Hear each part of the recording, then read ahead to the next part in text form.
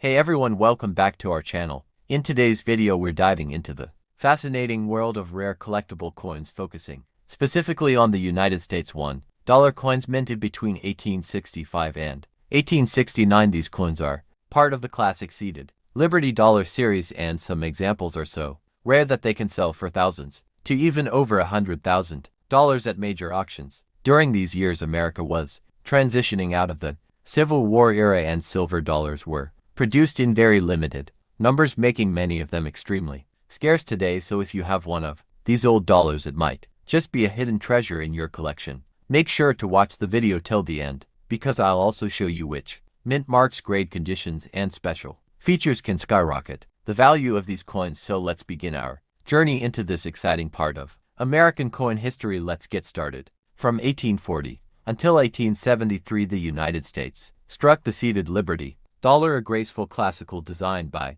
Christian Gobrick showing Liberty seated on a rock holding a shield and a polecat. The years 1865 through 1869 sit in the post-Civil War Reconstruction era. Those years are especially interesting because the series transition from no motto to with motto in God We Trust appears on the reverse starting in Type 2, and the minting volumes and survival rates vary year to year. Mentioning the designer and the historical backdrop helps collectors appreciate why collectors prize these pieces. They're not just bullion, they're a piece of U.S. history. The 1865 seeded Liberty dollar was struck in relatively modest numbers compared with later 19th century silver dollar series circulation. Strike mintage figures recorded by grading services show 46,500 pieces struck that year, and many examples exhibit light strikes, especially on eagle details, a diagnostic point when grading and attributing were versus weak striking. These traits make well-struck, well-preserved 1865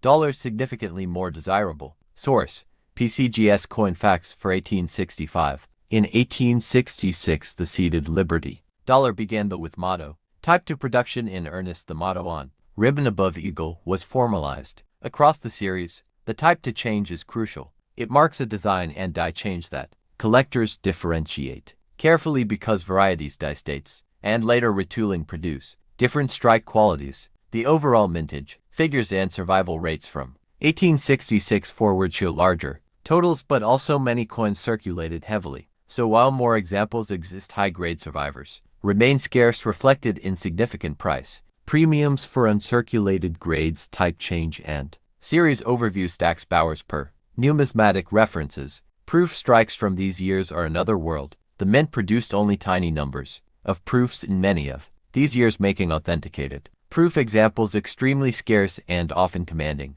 dramatic prices at auctions. For example, proofs in the period like 1867 had very low production counts, hundreds at most, and the surviving proof examples in high grade are major collector trophies. When you discuss values later, remember the gulf between a circulated business strike and a certified proof. It can be an order of magnitude or more. CPCGS proof mintage notes for 1867 and nearby years. Now the money talk. Realistic market ranges for circulated examples. Grades like good VF commonly start in the low hundreds to several $100s, depending on date and eye appeal. Mid-grade O about uncirculated pieces can be worth thousands, and fully uncirculated examples MS60 and above can leap into the multiple thousands or higher. Authoritative price guides and auction realizations show typical ranges. For example, NGC and USA Coin Book list mid-range prices, varying by year, with uncirculated pieces often valued multiple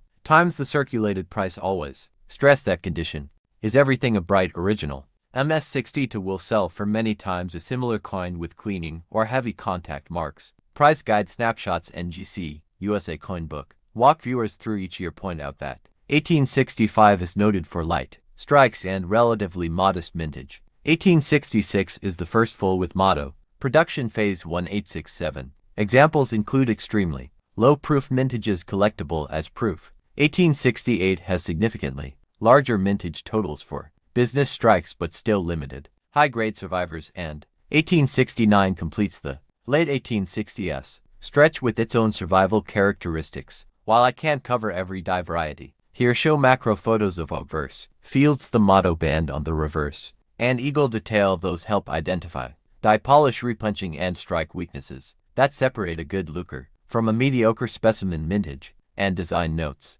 PCGS USA Coin Book per NGC. Before you buy or sell, check for common problems cleaning removes. Original toning and kills value. Heavy rim nicks environmental. Damage pitting or green spots and signs of alteration re-engraving or added mint marks are rare but possible on some series. Bring up the importance of grading services and GC. PCGS, NACS and house slabbed. Coins reduce bid-ask spreads but also explain that top dealers will still inspect for originality and I appeal. Teach viewers simple at-home checks. Magnification for dye polish versus wear. Look for natural rim wear patterns and avoid coins with suspiciously uniform surfaces that might indicate harsh cleaning. Cite grading service pages as resources. If you collect for long-term growth, focus on originality and I appeal. A decent mid-grade coin with original toning often outperforms a higher grade coin that's been cleaned when selling. Consider graded auction houses versus